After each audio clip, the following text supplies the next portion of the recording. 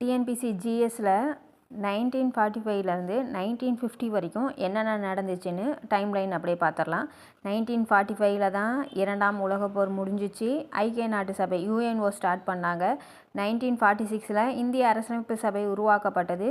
British பிரதமர் Atlee first சுதந்திரம் பற்றி அறிவிப்பை வெளியிட்டார்.